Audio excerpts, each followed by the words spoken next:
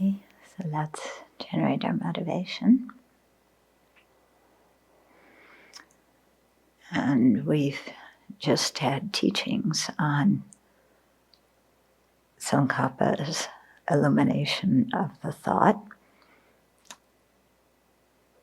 where he explained some of the verses in Chandakirti's Madhyamikavatara. And at the beginning are verses about great compassion. And I find those verses very, very meaningful to meditate on. Because when we do, we understand very well the plight of sentient beings in samsara. And the more we understand their plight, which is our own plight, the more naturally compassion arises. And for me, especially when I see how sentient beings circle in samsara, one lifetime to the next, again and again, and apply that to the people that I see around me and that I read about, and then think that these people have no idea about what samsara is. They have no idea what their situation is. For them, just the appearance of this life is so strong that the questions of how did I get here and who am I and what's the meaning of my life, none of these occur to those people. And similarly, they don't really understand why their lives are filled with difficulties and frustrations. And yet, in their effort to be happy and avoid suffering, they keep creating the causes for more and more and more difficulties. And just, the fact of not having any clue about their situation, about what it is, how to remedy it, the need to remedy it, that I find extremely painful to think about, because it means that sentient beings, there's nothing they can do in their lives if they can't understand that. I find that brings compassion. So reflect on that a minute. Let your compassion arise, and then think of what you can do to help this situation and becoming a fully awakened Buddhist, so that you can manifest in ways that they need in order to lead them to full awakening.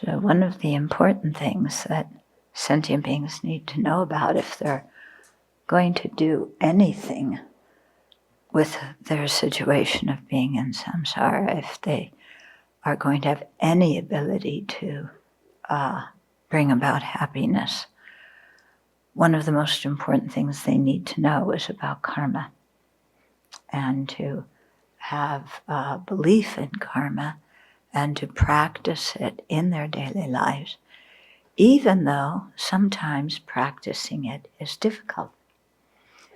Because sometimes, in order to avoid negativities, we have to refrain from doing what we want or doing what our attachment wants, put it that way. And we don't like to avoid doing what our attachment wants. We want to do what our attachment wants. And when we stop and sometimes realize, oh, I'm about to do this, and my motivation is attachment or resentment or jealousy or whatever it is, and I think this is going to bring me happiness, and it's going to bring me suffering in the long term. But I want to do it anyway, because this person did this and that, and I want to be happy, and acting this way is going to make me happy. Yeah? And then we blame the Dharma. Why is Dharma so hard? I thought it was going to lead me to liberation, but instead I can't do this, and I can't do that, and I have to do this, and I have to do that. This is like a gulag. Yeah?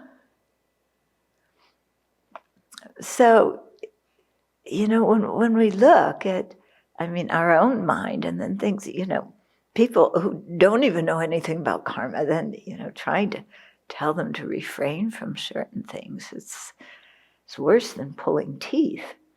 Yeah? And yet, that's the first step in alleviating pain and creating the causes for happiness. And it's difficult to do. Do you find it difficult to do in your life? There's something right there, and it's like, well, I have a precept that says not to do this, but I'll do it anyway, and then I'll just confess it. And they never call me out when I confess things. They just nod their head. So it's okay. It won't be too painful. And then we act as if cause and effect doesn't exist.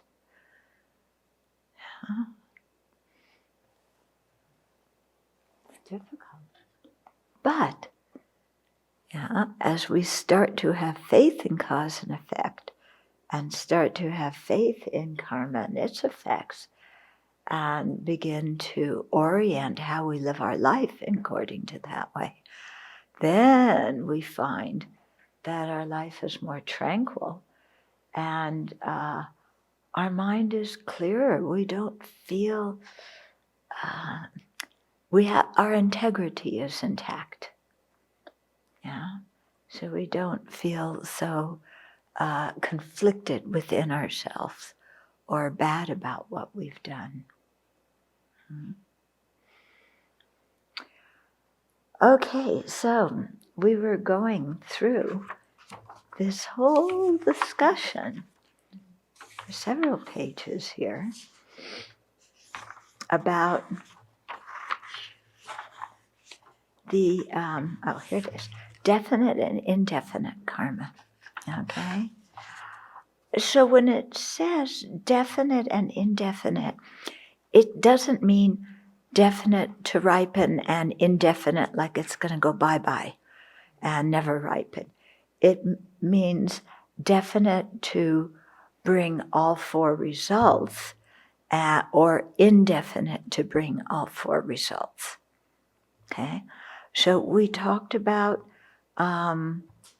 karma that was done but not accumulated, meaning that we did an action, that's the done part, verbally or physically, but it wasn't accumulated in the sense that we didn't have a strong motivation or any motivation at all to do it.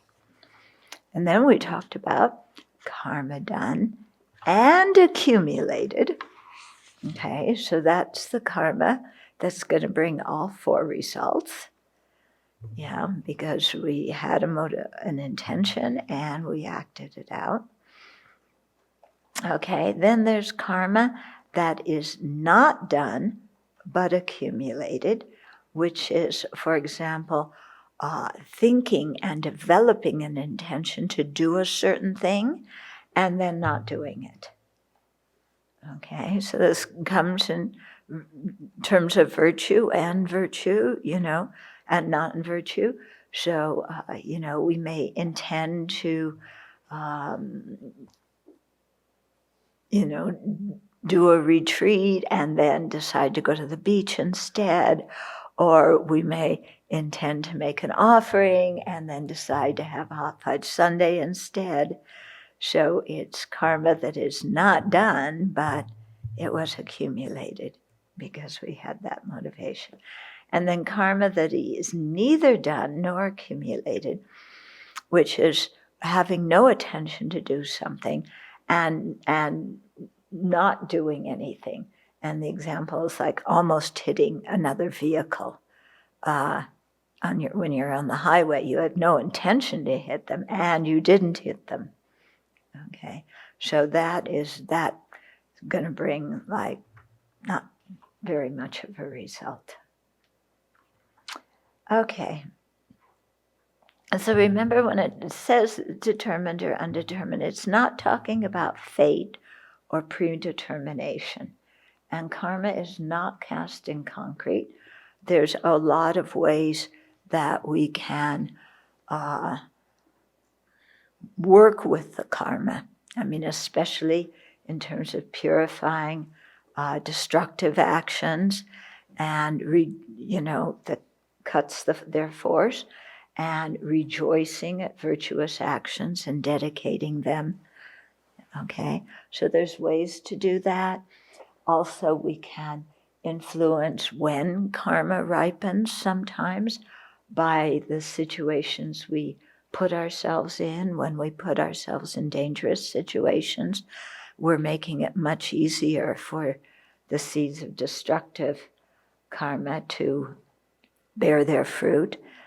Okay, then when we put ourselves in safe situations, karmically safe situations. Yeah, physically safe situations and karmically safe situations are not the same. Okay, so then the next, so I have to read the very last part of this bit about definite and indefinite karma. So although actions with all four branches complete are definite karmas, they may not be strong enough to propel a rebirth. For example, the motivation is very weak or the action is insignificant. Okay, karma that is not done, so that's reflecting on karma that's both done and accumulated. Then karma that is not done but accumulated is, for example, plotting for a long time to rob someone and then deciding against it. Good decision. Or dreaming of helping others and rejoicing when we wake up. Okay. And then karma that is neither done nor accumulated is having no intention to cause an accident, but almost hitting another vehicle when driving. So definite actions are certain to bring results unless we apply counter forces to them. But definite does not mean that events are predetermined or fated, and therefore there is no purpose exerting energy to oppose them. Very far from that, because while the cause is there, we can still do something to encourage the cause to ripen or prevent the cause from ripen, or make the result bigger or make the right result smaller. What we can't do is change a virtuous action into a non-virtuous one, okay, or change a non-virtuous one into a virtuous one. Because once the action is completed, that ethical dimension is there. Purifying destructive karmas by means of the four opponent powers is effective in lessening or stopping the result. Okay, and like I said, rejoicing and dedicating are ways to increase the results of virtue. Okay, then we're on page 285, when karma ripens. And this section is quite interesting. It has from the Sanskrit tradition and from the Pali tradition, and there's some similarities and there's some differences. So we can think about it a bit. In terms of when karma ripens, definite karma may bear results in this life first. That's one alternative. In the very next life, or third, in lives subsequent to that very next life. Okay? So karma that is the second of the 12 links, which means you have all 4 branches complete, and it's strong enough to throw a rebirth. Okay, so that karma will ripen in the next life or the one after that. Okay, it doesn't mean it's definite to ripe then. It means, most likely it will.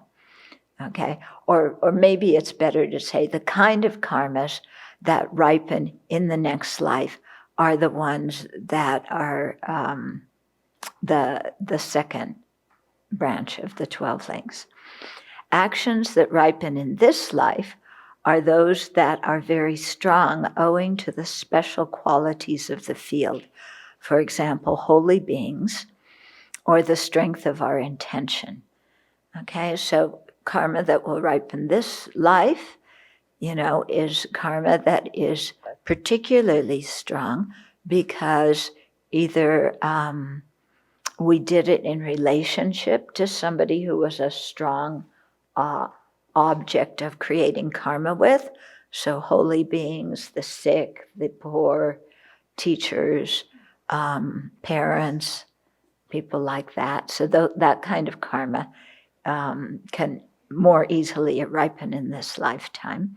Or if we did an action with a especially strong intention, then that can also ripen in this lifetime. Okay, so the levels of yogic deeds lists 4 pairs of actions that may ripen in the same life as they are created. So this is interesting, and think about it, and think of actions you've done or have witnessed other people do or read about them doing that fit into these. Okay, so these are things that will ripen in this life. Okay, most likely to ripen in this life. Okay, so non-virtuous actions done with strong attachment to your body.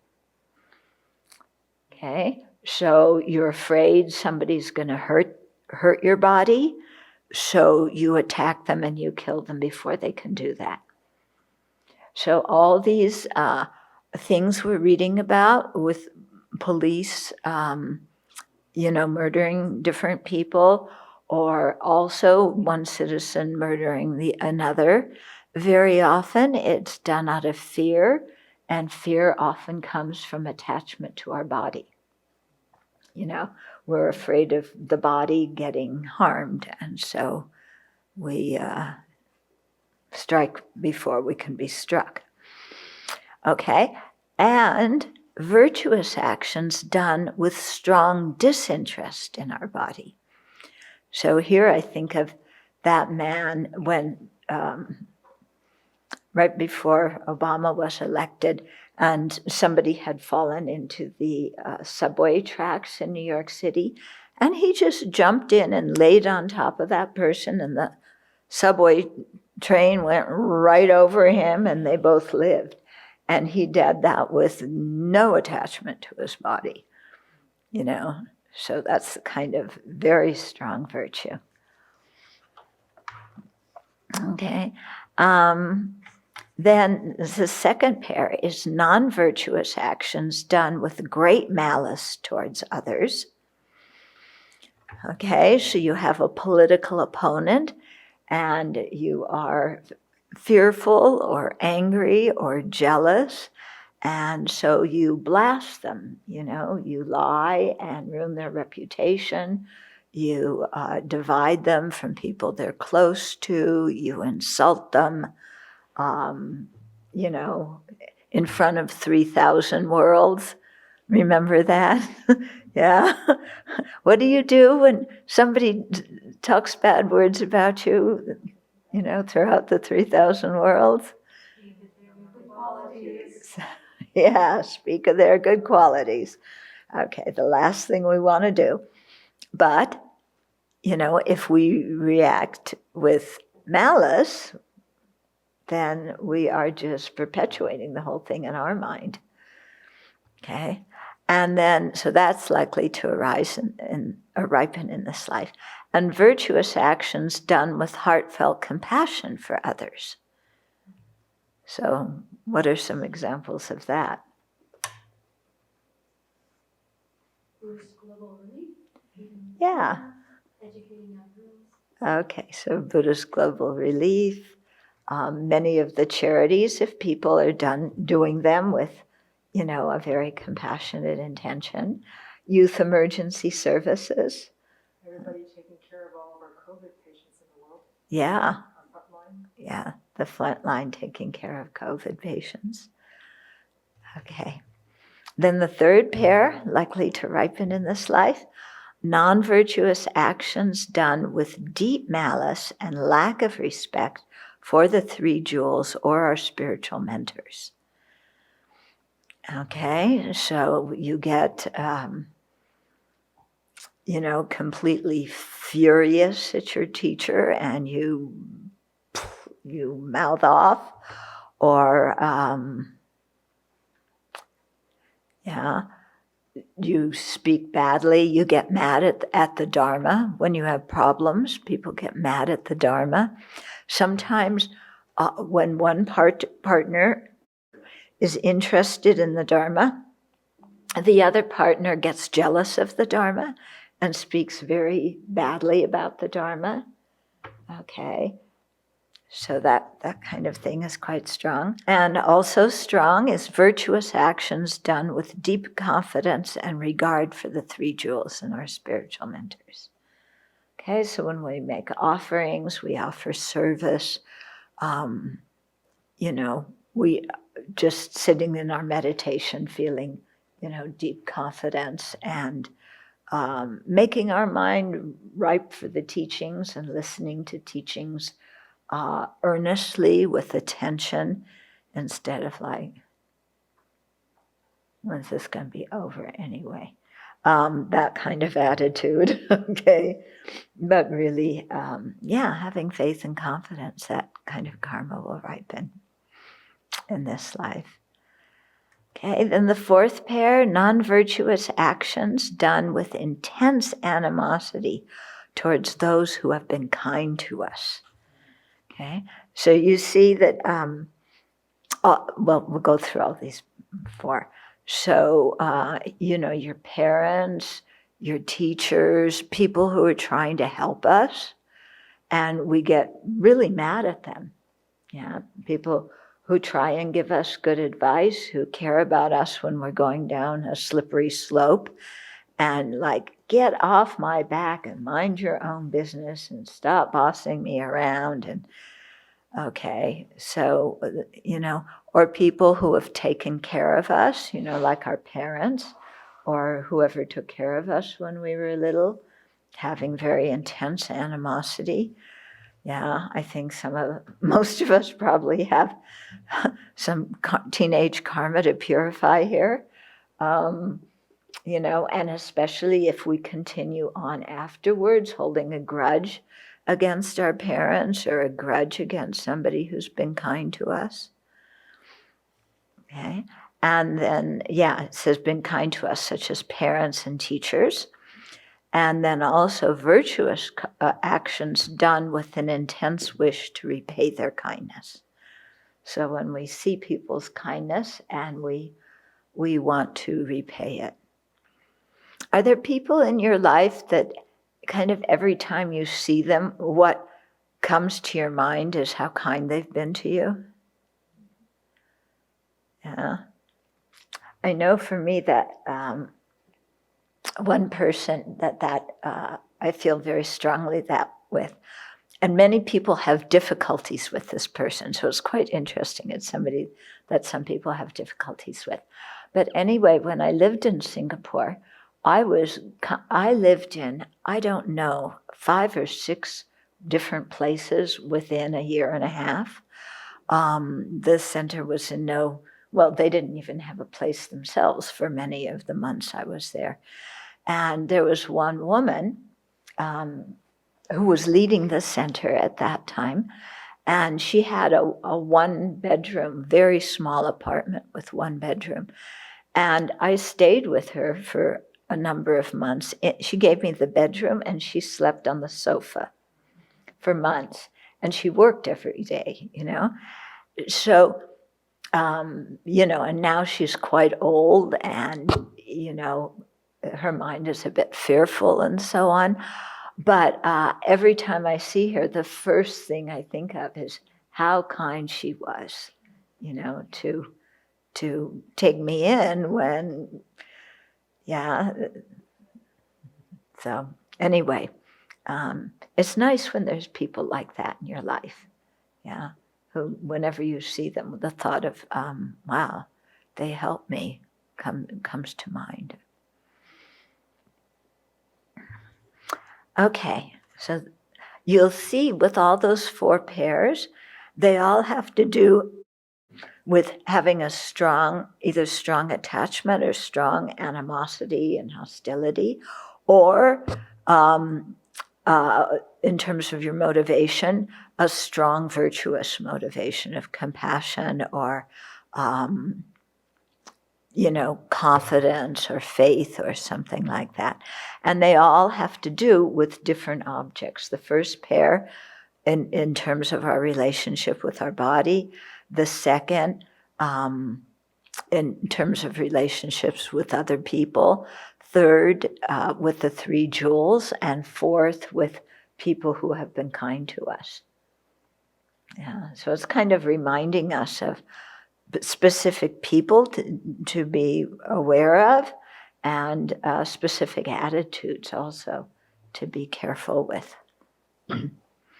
In general, the results of heavy constructive and destructive karmas may be experienced in the same life in which they were created, whereas karmas that are slightly less heavy are likely to be experienced in the very next life. Karmas that are not as heavy as those are experienced in lives after that. So that kind of makes sense, doesn't it? They have the stuff that's heaviest, it's strong in your mind, so easy for it to ripen. The Pali Abhidharma also discusses karma that ripens in this life, in the next life, and in life subsequent to that. And it adds another option, karma that becomes defunct. Okay, now, defunct does not mean, we would like it to mean literally defunct, but it doesn't quite mean that. It just means it doesn't ripen at that time, although it could have. Okay. So so karma that ripens in this life brings its result in the same life in which it was created. So that's the same as the Sanskrit tradition. If such karma fails to encounter cooperative conditions for its ripening, it becomes defunct and does not ripen at all. Okay, so it didn't describe here like what makes a karma ripen, the qualities of a karma that will ripen in this life. It doesn't, except, they usually say it's the karma, we'll come to that isn't so strong. So they do it in the opposite order. Okay? Yeah, because they set it up here.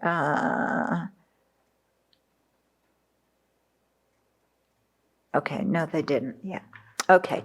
Anyway, so, and here it's talking about in order to ripen, it needs certain cooperative conditions, but those cooperative conditions for it to ripen in that life aren't there, so it doesn't ripen. Okay. I don't think it means that it never ripens at all. Because if it did, then we would, be shedding a lot of karma without it ripening. Okay? And you'll see it. It discusses this a bit later. Karma that ripens in the very next rebirth must produce its result in the next life. If it does not meet the conditions to ripen, then it becomes defunct. Okay, so far it hasn't really described what makes a karma one or the other of these. Okay. Then the third, karma that ripens in subsequent lives, is karma that ripens whenever suitable conditions come together in any life subsequent to the next one. Okay? And I think that goes for the first two karmas. If they don't ripen in this life or the next life, then whenever the conditions come. Okay? The karma becomes defunct only with the becomes defunct only with the final attainment of final nirvana when an arhat passes away. Okay, so there it's talking about karma that can propel another lifetime, and that becomes defunct when an arhat passes away, because according to some Pali interpretations, this has to do with the thing of nirvana with remainder and without. So, and there's two different ways to see that. So the common way, we now know what common way means, all the people accept it, okay, is that karma, nirvana with remainder, is an arhat attaining nirvana in that life, okay, he still or she has the remainder of a body that is polluted, because in their last life they were born due to polluted karma. They attained awakening, an arhat's awakening, or they would say a Shravaka awakening, a solitary realizer awakening in that life. And therefore, that karma, when they passed away, would be defunct because there is nothing to help it ripen. And when they pass away, that's called nirvana without remainder, because they no longer have the remainder of the polluted body. Okay. Okay, so contrary to the description in the Sanskrit tradition, the Pali Abhidharma says that in order of its strength, karma that ripens in subsequent lives is the strongest, followed by karma that ripens in the next life, with karma that ripens in this life being the weakest. Yeah, so... And then the category of defunct karma, well, it isn't a category. It's not a specific class of karma, but that term describes karma that could have ripened, but does not, owing to a lack of appropriate conditions.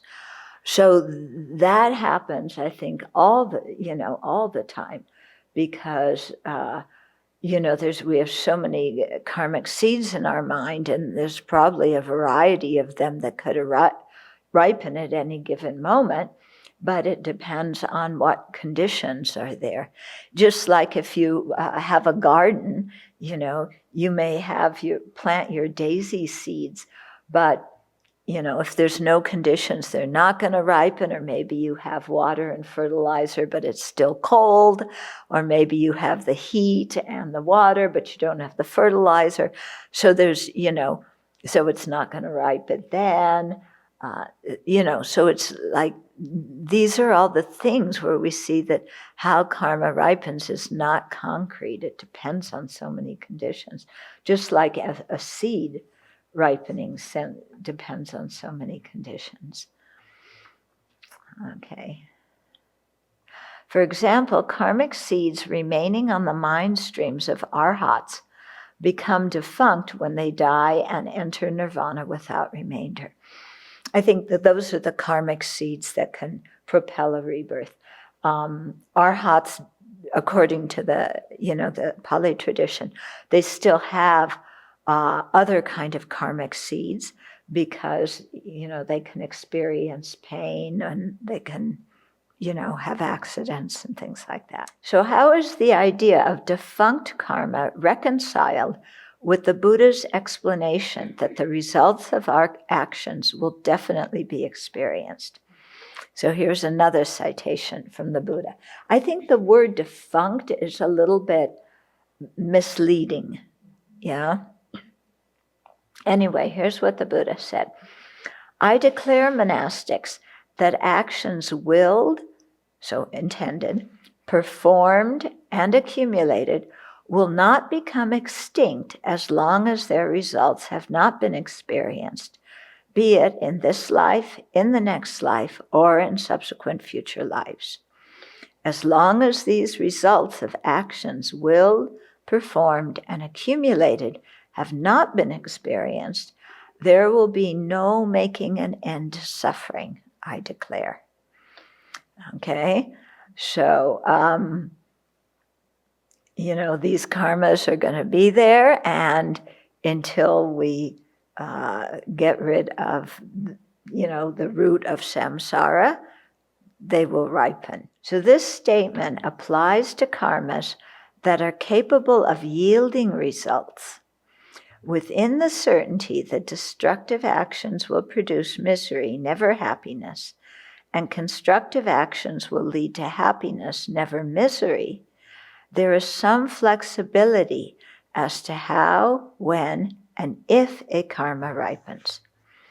Just as undamaged seeds that have the capability to grow will sprout when planted in fertile soil with sufficient water and sunshine or warmth, so too will seeds of constructive and destructive karmas bring their results when planted in the mind stream of an ordinary being, when the appropriate conditions come about. Nevertheless, as a conditioned phenomena, the ripening of karma can be affected by other forces. Okay, so if karma were inherently existent, one of the meanings of inherent existence is something that is independent of all other factors. Okay, so if karma, once you created it, it's there, it's gonna ripen in a certain way, it's predetermined and nothing else can affect it, then you're thinking that karma is inherently existent. Okay, if it were inherently existent, it could not ripen at all, because in order to ripen, it needs the cooperative conditions. Okay, once it's influenced by cooperative conditions, then it is no longer something that is independent of all other factors. Okay, so this is one of the reasonings we use to negate inherent existence. Yeah, is that if things existed inherently, they would have to be permanent, unchangeable, and could never be affected by anything. Okay. Nevertheless, as a conditioned phenomena, the ripening of karma can be affected by other forces. If this were not the case, and karmic seeds could never be modified, we could never reach the end of dukkha, because the karma to be experienced would be endless. And there, you would just, if you couldn't change this and purify it, then there's just so much karma that once one ripened, another and another and another, you're still creating so much more, and you still have a huge backlog. Okay? So it's kind of like working at a job and you think you're going to get off at 5 o'clock, and then, 2 weeks more work comes. And then the next day you think you're going to get off at 5, and another 2 weeks of work comes. So kind of like that. Okay, so the Buddha elaborates, another quotation. However, once greed, hatred, and confusion have vanished, that action is thus abandoned, cut off at the root, made barren like a palm tree stump, obliterated so that it is no more subject to arise in the future. So greed, hatred, and confusion vanishing, I think, would apply to attaining nirvana. It is like seeds that are undamaged, not rotten, unspoiled by wind and sun, capable of sprouting and well embedded. If a person were to burn them in fire and reduce them to ashes, then winnow the ashes in a strong wind or let them be carried away by a swiftly flowing stream, those seeds would be radically destroyed, fully eliminated, made unable to sprout, and would not be liable to rise in the future. So, in other words, purification practice works. When ordinary beings later become arhats, their polluted karma, be it virtuous or non-virtuous, may still ripen as pleasant or unpleasant experiences when they are alive. When they pass away and attain of nirvana without remainder, all polluted karma becomes defunct. Okay. And there it refers to all polluted karma becomes defunct because according to this theory of what happens at the time an arhat attains nirvana without remainder, the consciousness ceases. Okay, the continuum of the consciousness ceases.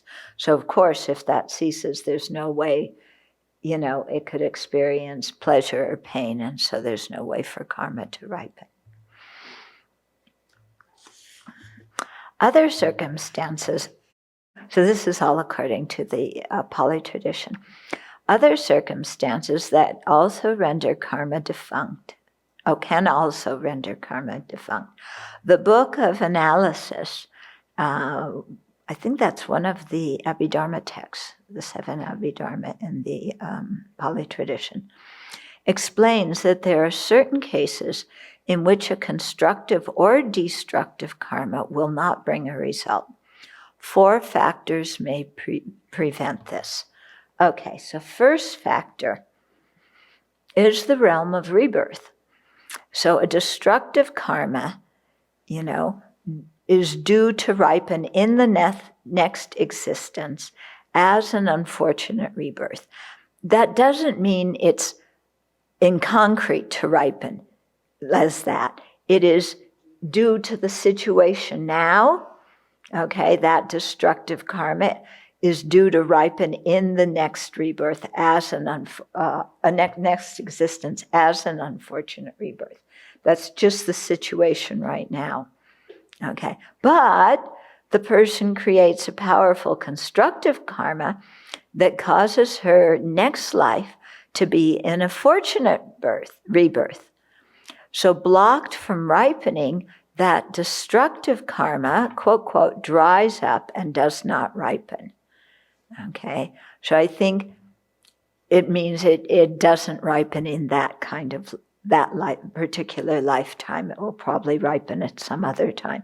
But due to that particular birth where somebody's in, for example, if you have you created a negative karma to, experience some kind of gross physical suffering, yeah? And that karma is strong and, and it looks like it's heading towards ripening in your next life.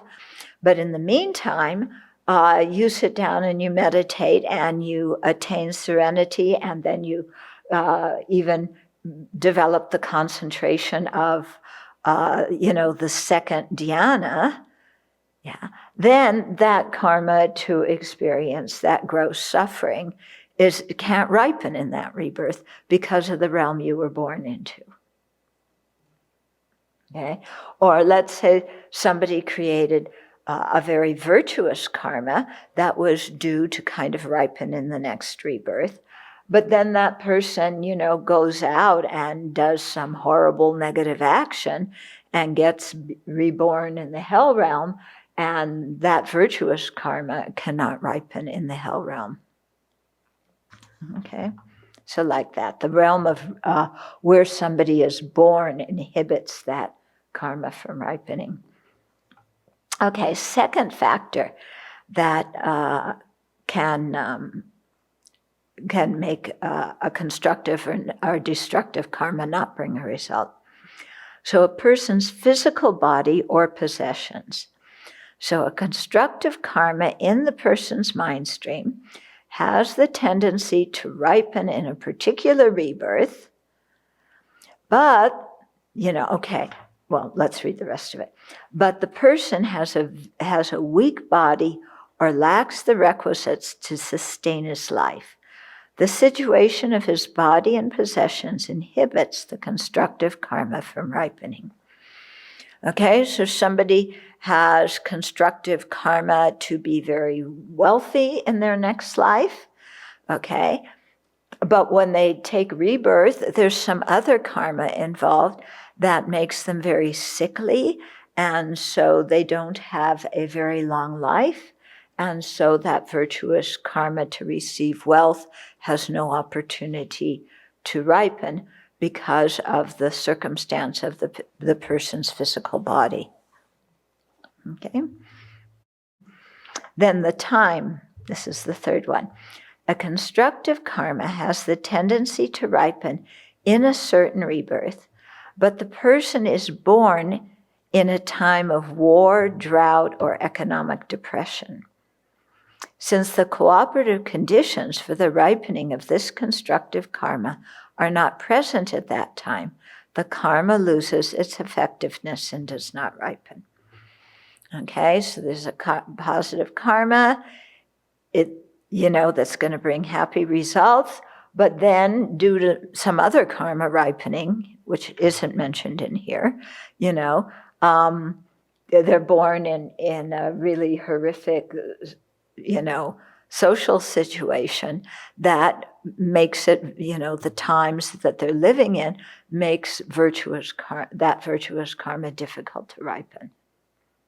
Okay, so for example, there may be people, and I'm sure there are, who have virtuous karma that could, ripen in a lot of happiness, but then they're born and they're living through the COVID pandemic. So that karma to, have wealth or have a good reputation in their work, or have a happy family life, that karma has no opportunity to ripen because of the time period that they're living in. Okay, then the fourth is someone may have a destructive karma on her mind stream that is due to ripen in premature death, but she makes wise choices, behaves ethically, puts herself in good situation, and cultivates friendships with ethical people. As a result, the destructive karma lacks the conducive circumstances to ripen. However, if she drinks and drives, she provides ample opportunity for that destructive karma to ripen. Although we do not have much control over the first three factors, by living wisely here and now, we can influence which karmic seeds in our mind streams will ripen. So I was thinking here of the short video clip that Venerable Jigme sent around yesterday from Yes, if you watched it. And that woman's story at the end, when she's holding her baby. So she had some, really tough karma ripen early in her life. And those circumstances, being a drug addict and living on the street and everything, that set up the situation for more negative karma to ripen. But once, her mind changed, it didn't really say what made her mind change, except the help of all the people. So, the fact that people showed up to help her, and they had confidence in her, and that helped her turn her whole life around. And then that virtuous karma now had a chance to ripen, and so let's hope she continues to have a good family like it appears that she has now. So that, came about because of her personal effort. Yeah. On page 285, right under when karma ripens, it says karma that is the second of the 12 links will ripen in the next life or one after that. Is there other kinds of karma than the second link? What I think that sentence means is the kind of karma that will ripen in this life. What does it say? In this life or the next? This is karma that is the second of the 12 links will ripen in the next life or one after that. Yeah. So that karma has all the parts done, and so that karma is sitting there, ready to throw a new rebirth, and so it's very likely to ripen in the next life or in the life after that. What about the karma that ripens in this life? How's that related? Well, because this karma has the power to throw a rebirth. In this life, it's difficult. It can't. The karma that through this life has already ripened. The karma that ripened to throw this rebirth was a karma created before this life. So if in this life you create a karma that has the power to throw rebirth, it has to be a rebirth in the future because your present life is already there. So karma that's the second of the 12 links is always a throwing karma? It's never a karma that ripens in this life? Yeah, it's always going to be a propelling karma. Propelling. Yeah. And it can have all four results, but they usually say the first result is the rebirth that it propels.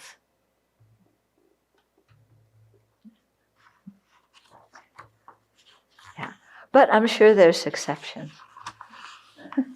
Because there's different factors influence different things and other different things, and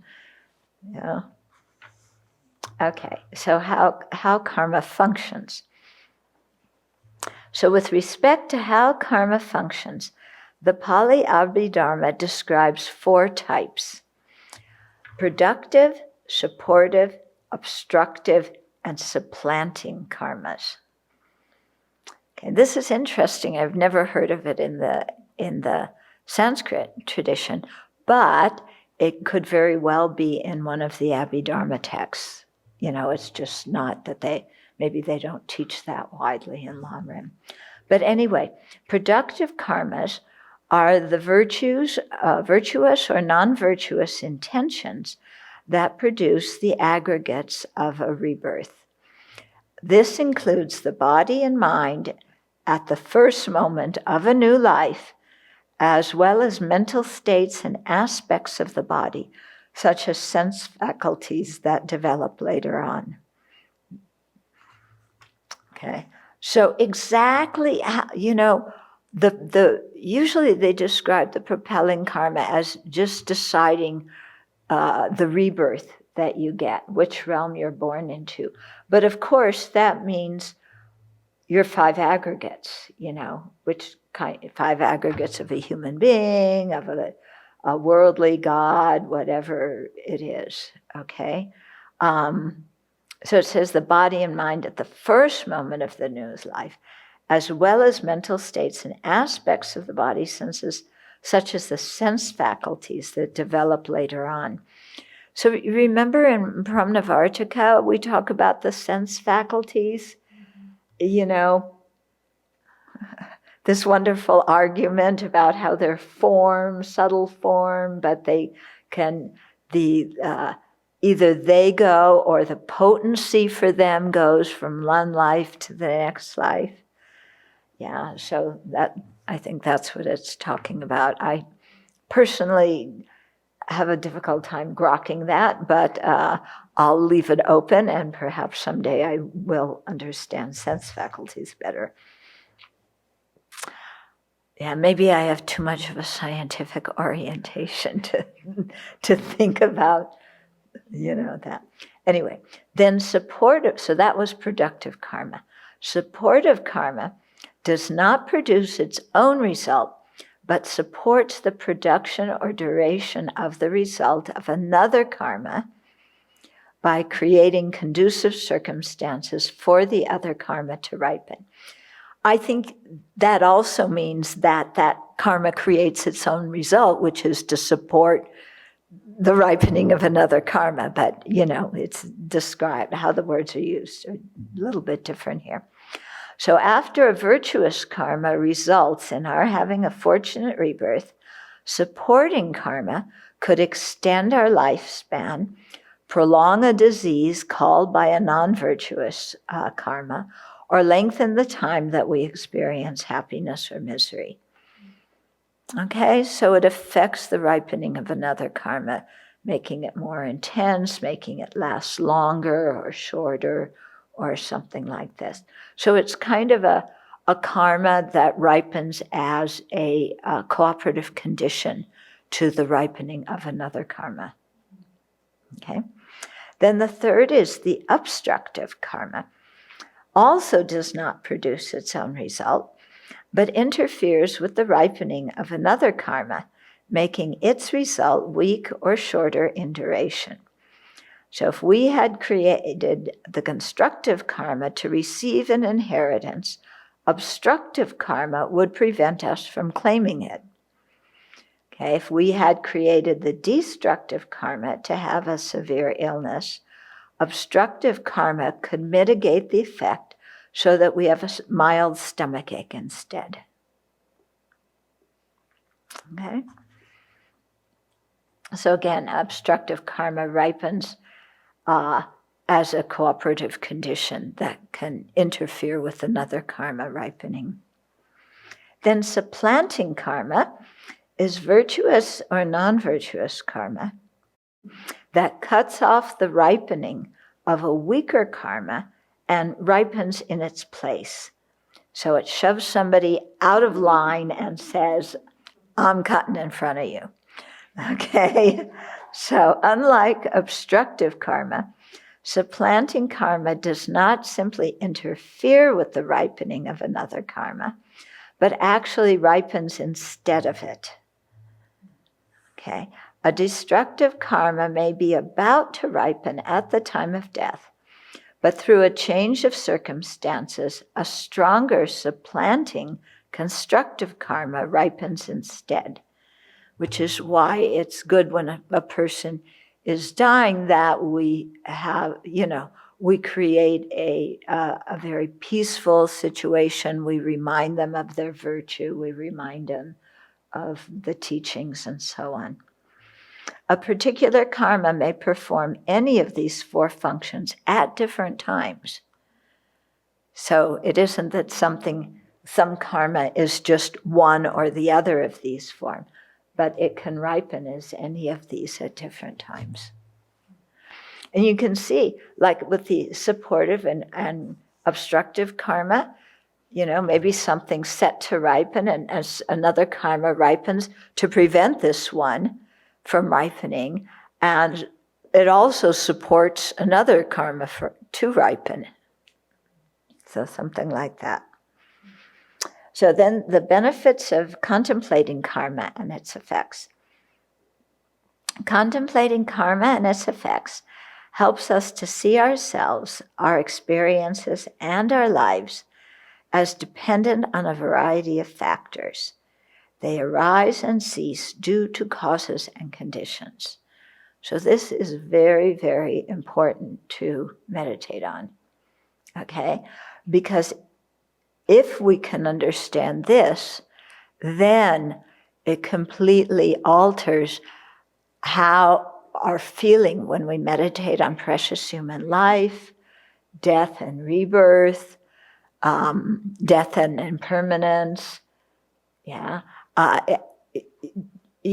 sufferings of samsara, what dukkha is. The more we can understand just the causal dependence, it can really change how we see things in our life. Yeah, because we realize that, things depend on many causes and conditions, and we don't have control over them. And so, what happens, and you can get aggravated about it, or you can just go with it. Or you can try and change things, and maybe you're successful, and maybe you just have to, accept what is ripening because you can't control. Okay? This is kind of like the situation of, am I going to have surgery Monday or not? It's like, I don't know. I mean, I wish I would know, because it would certainly change my mental state. But she said, if you don't hear from me, then it's on. So that means that if she was able to track down the COVID, she's not going to call me. But I'm not going to know she's not going to call me until I arrive at the hospital and check that she is not going to call me, and find out there that, she wasn't able to track down the COVID result. What to do? What to do? When yesterday there were 2 babies in there. Yeah. And it was, here you really see how children are not born blank slates. One baby is in there. You could tell exactly when the needle hit the baby. Shrieking, this child. The second baby was a little bit older. He had a lot of people kind of, around him, making eye contact and playing with him. He didn't say peep when the blood test was being taken. Not one peep. So, things occur due to causes and conditions, and you have 2 babies who respond 2 different ways. Yeah, they were doing my blood at the same time when they were doing that baby. So I was talking with the woman who was taking my blood, and I said, I won't shriek, when you do it. It's okay. Because they were just getting ready to do the baby. So we were all prepared to hear. And I thought, she's going to be just putting the needle in, and here, and she's going to go, wow,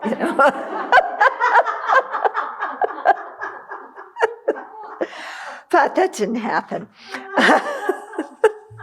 It's a pretty profound understanding of it, to realize that our entire life is basically trying to respond to the karma that ripens in a way that we can create maybe some virtue, if anything, neutral. Yeah. That's what our whole life of practice is about. Yep. It's not about how can I grab onto my happiness, how can I get my way, how can I make the world conform to what I want it to be. It's how can I create virtuous karma, whatever is, karma from the past ripens in that moment. That's it. Yeah.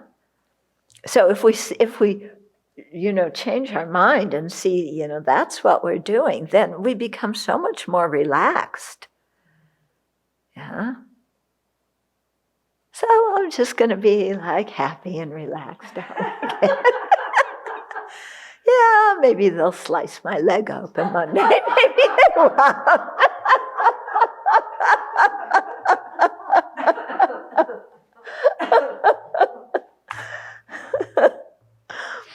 It'll ripen sooner or later. Yeah. Okay. So where were we here? So we did supplanting karma. Okay, the benefits of contemplating karma. Okay. So I read that. I'm going to read that sentence again because it's an important one. Contemplating karma and its effects helps us to see ourselves, our experiences, and our lives as dependent on a variety of factors. They arise and cease due to causes and conditions. They are neither random nor predetermined. Both of those positions contradict conditionality. So the way in the Christian tradition, are things fated or do people have free will? It centers around this very strong dichotomy of either things are totally predetermined and controlled, or you can do whatever you want. And both of those contradict conditionality. Yeah, because conditionality means things, you have some power to create the causes and conditions, and things are not random, but you don't have full control.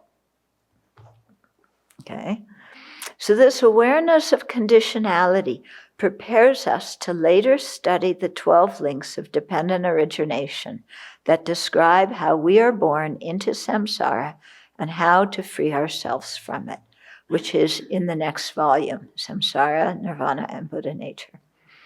It also, this awareness of conditionality, prevents us from slipping into nihilism when we study and meditate on the emptiness of inherent existence. It also prevents us from slipping into the extreme of absolutism, adhering to inherent existence. So the fact that people and things arise and change due to causes and conditions assures us that they exist. Okay? So when we experience adversity, life seems unfair and we ask, why me? When we have knowledge of how the law of karma and its effects operates, we understand that we create the causes for our experiences.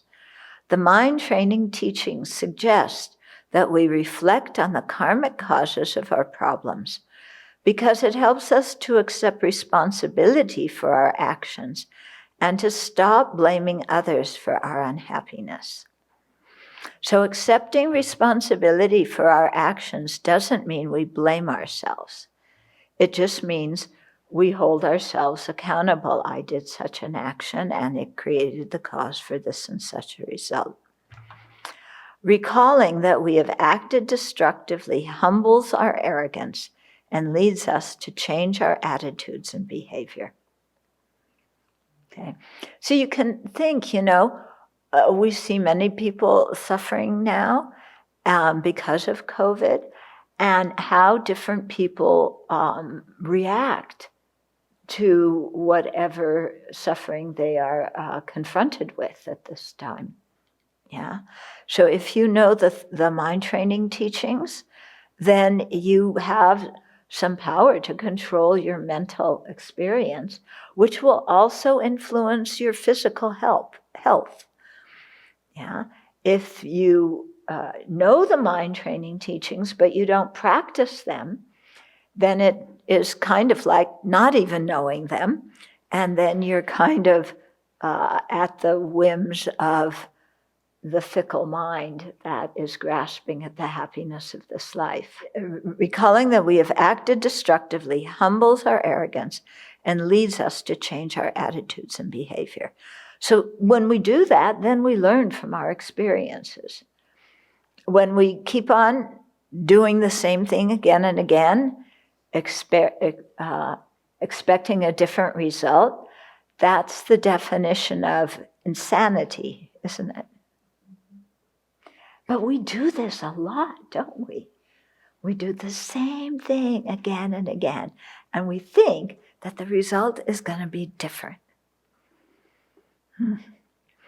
Our mind stream resembles a garden with a variety of seeds planted in it.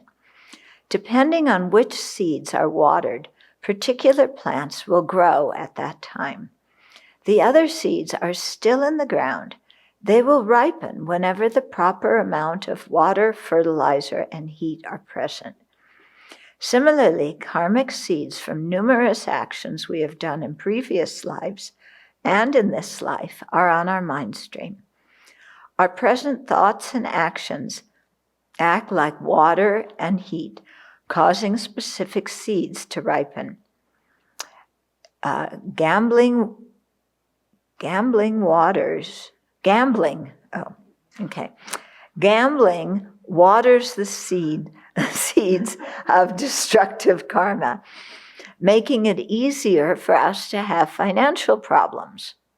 Okay? Speaking with kindness will water seeds of virtuous karma, making it easier for them to bear their results. And in this life, we can also see, the results quite directly of our actions. Yeah? When you're, working and trying to get something done, and you're dealing with a stranger in some department or another, if you're irritated and you're mean and bossy, they're not going to go out of their way to help you. They want to get you off the phone as ASAP. If you're kind and, and you show that to them, then they really help. So, we can see it right then and there. The maturation of karma is not fatalistic. We have some ability to influence which seeds ripen. We also see that our lives are not the sum total of all actions we have ever done. Okay, so it's not that at the end of one life you add up all the karmas, and then whichever one is heavier, you either go to the higher realms or lower realms. It's not like that. It depends. It's really like a garden, and you have seeds of all kinds of things in that garden, and what seeds you water are the ones that are going to ripen. Okay? We also see that our lives are not the sum total of all actions we have ever done, but depending on which karmic seeds ripen, we can go from a good situation to an unpleasant one and back again quickly. This is important, when we think of people who have done very negative actions in their life. They are not just one action they have done. It's kind of like us. I mean, would you want to be just the one most horrible action you did in your life? Yeah? Can you think of, like the things we've done, and then, that is who you are forever? Then we could really say that's not fair. Okay? But it doesn't work that way. Also, there's nobody to complain to. That doesn't stop us from complaining, though, does it? Yeah? We also get a sense of the incredible swirl of countless causes created in previous lives that come together to bring about just one event in our lives. The intricacy and complexity of the functioning of karma and its effects is far more than we can currently grasp. Nevertheless, learning the general and specific characteristics of karma and its results aids us in making wise decisions. So this chapter is very applicable to our lives. Once we break our leg, we cannot unbreak it, although we can work skillfully with the situation to minimize the pain, and we can, repair the leg. But you can't unbreak it, so it's never going to be an unbroken leg again. Similarly, once karmic seeds have ripened, we cannot undo their results. The karma that ripened in our hearing these wonderful teachings by Geshe Yeshe, that karma ripened, it's finished, it can't be undone. There's no time machine to go in the back and prevent that karma from ripening again. Okay. Similarly, once karmic seeds have ripened, we cannot undo their results. Understanding this, we will accept unpleasant events in our lives rather than rail against them, and make effort to create constructive karma when dealing with difficult situations. If we give way to anger and the wish to retaliate against the driver of a car that rear-ended us, we will compound our misery in the present and create more destructive karma, the result of which we will have to experience in the future. However, if we remain calm and speak respectfully to the person, we avoid creating more causes for suffering. So one of our friends in Seattle, one time she was in a car accident, and she could tell that the other person, I think it was his fault, but he was very upset. And she said, let's pray together while we wait for the police to come. And she prayed with him. You know, I mean, what an incredibly creative, beautiful way to deal with a car accident, instead of carrying on and swearing and making the guy feel worse and so on. In short, Buddhaghosa indicates the strong role karma plays in our lives. So this is from the Visuddhimagga. Karma result proceeds from karma. Result has karma for its source. Future becoming springs from karma, and this is how the world goes around. So they say love makes the world go round. In Buddhism, craving makes the world go round, because craving is the first factor that ripens, that makes the karmic seeds ripen, that flows another rebirth. Okay. Questions, comments? Yeah. Comment that I had the thought recently that, and of course this is a teaching that all sentient beings, none is better than another in terms of having better karma or being more virtuous, because we have all these seeds in our minds. And so, having ordained, I like to think, oh, I have so much virtuous karma. But actually, I don't think it's very different than the bug or a non-ordained person. It's just the causes and conditions have come together in this life so that I could ordain. And that in the next life, somebody else who I think right now, they have terrible karma, they could ordain, or they could, do very wonderful things spiritually. So it's just, it's good for arrogance, like it says. That yes. We all have a mixed bag. Yep. Yeah. So when some good karma ripens, we should avoid getting arrogant, because we could turn around and negative karma ripens just like that. And similarly, when we're experiencing the result of destructive karma, don't get depressed, but see that the situation could turn around. And also see that when we face problems, many people actually come and help us. Yeah, we usually think, I'm sick, what negative karma comes, and, I got COVID, all this negative karma is ripening. But then, how much positive karma ripens?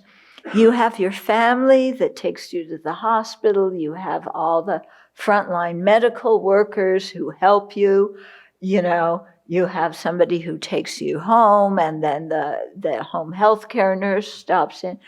So you're experiencing the result of negative karma, but you're also experiencing the result of incredible virtuous karma, because so many people come and help you when you're having a problem.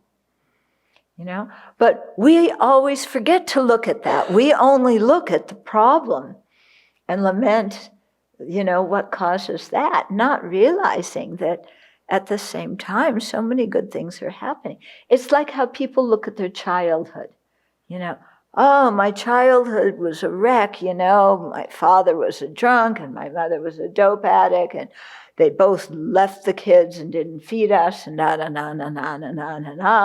and go on and on and on about my childhood and how horrible it was.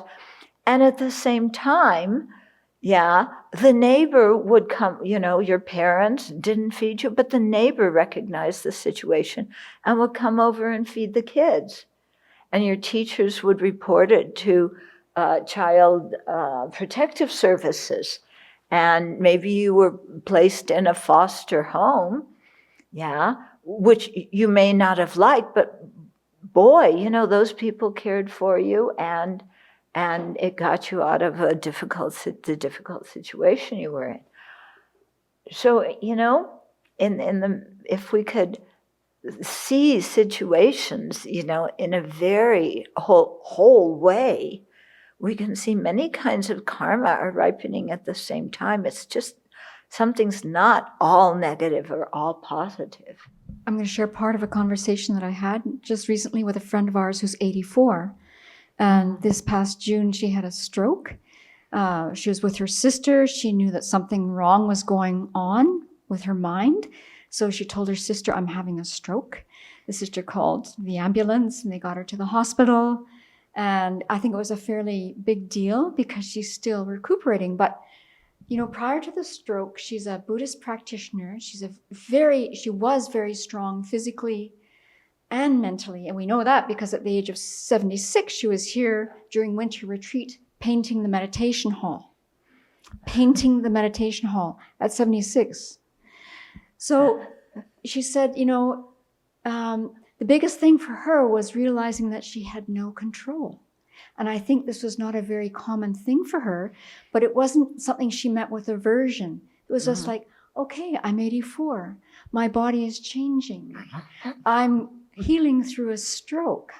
How fortunate I still have time to work with my mind. And she went on like this, yes, I'm walking with a cane, but at least I'm walking. And she said, I'm on borrowed time. I'm 84. So whatever time I have left, it's going to be a gift. And what else did she say? She says, I'm really sure that when it's my time to go, I will go out laughing. For the example of karma that's not done but accumulated, plotting for a long time to rob someone and then deciding against it. So what karma are you accumulating? The malice of plotting? Or Yes. So even though you decided not to do it, which is virtuous. No, you're... this page did it say that? 284. I mean... It did. I don't think it said it was virtuous. It didn't say, but deciding not to do it is good. Yeah, but you spent deciding not to do it is virtuous. But all the time you spend planning it out and being filled with malice, that part's non-virtuous. Yeah, and that the karma of the malice, I think, is going to be heavier than just the deciding not to do it. And you still need to purify. Yeah, because it also depends on why you decided not to do it. You're planning on robbing a bank, and then you decide, well, I won't do that because I may get caught. Well, that's not a very virtuous intention. Okay, you're just being practical. Yeah. Going back to the 4 pairs of actions from the levels of yogic deeds, is it sufficient to because it says actions done with this mental attitude. Is the mental attitude sufficient, or does it need to come with an action of speech or body? So for instance, the non-virtuous actions done with great malice towards others, or the lack of respect to the 3 jewels, does it have to be an action of speech and body or body? Oh, okay.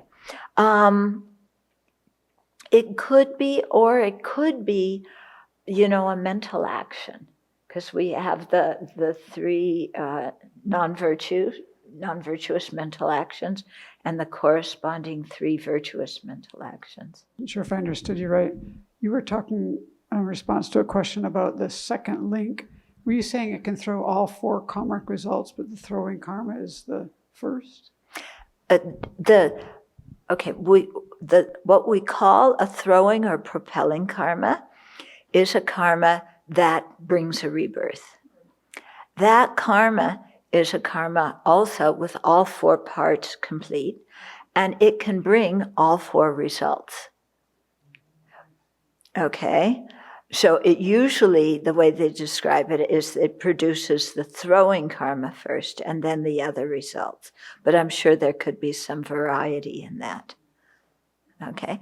So, we have to realize that it isn't just like one action, one karma produces one result, and one result is caused by one karma.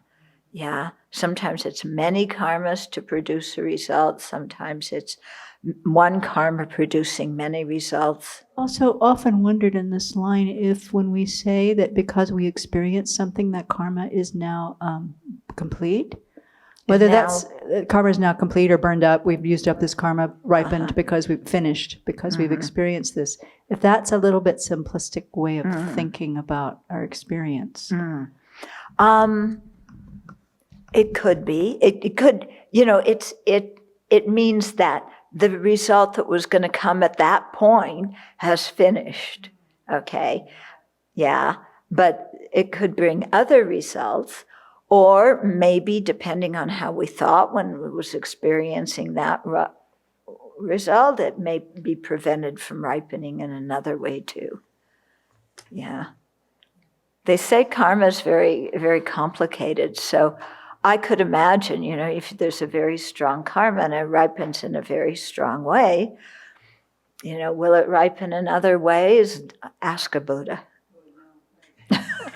Yeah, ask a Buddha these kind of questions. Okay.